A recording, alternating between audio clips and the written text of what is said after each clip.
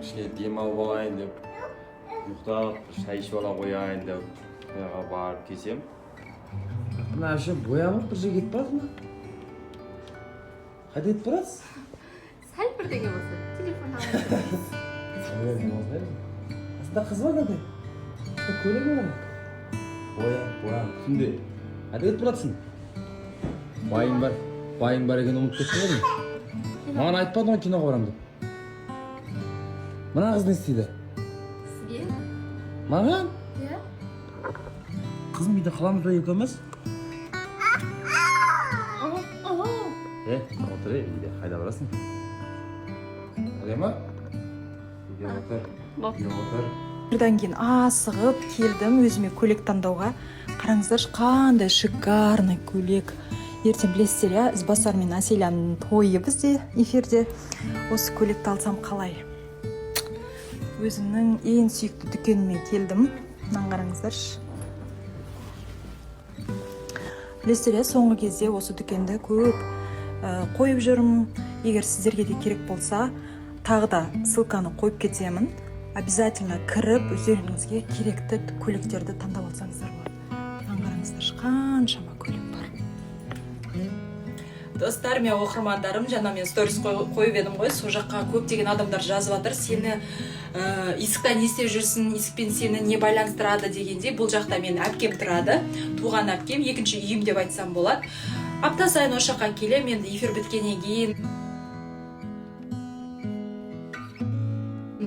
асығып үйіме келдім.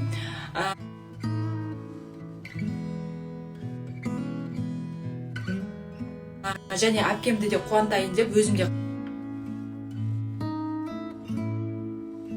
Шашымызды осындай ұрсып қылысып тұрамыз. Осыдан негізі көп шырқанға реклама сұрап жазып жатты, бірақ бұл ағам запросын удалить етіп тастайды. Бір жағынан дұрыс қой, қыздардың жазған оқысы келмейді.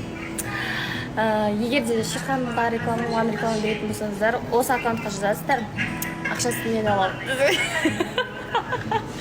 Через меня ғой. Шаш шешуге келдік. Мен шашымды 60 сантиметр үйісіп қалған ғой, басым деген. Айбат шешіп жатыр, ито деген Айбат утюжокпен шешіп жатыр. Бұл негізі өзінің қандай еді? Плоскобуса сияқты аппараты болады. Мен мастерларым бос емес. Бірақ енді бас үйісіп жатыр, андай басты тарақтың тістері кожаға тиіп тараған аңсап кеттік қой тортай. Шырқанға айтып жатырмын да, енді ертең бұйырса шашыма айына 250 дайындап отырасыз. Жақсы емес па, қатының әдем болып жүрсе? Дұрыс па? Тауып жатсың ақша?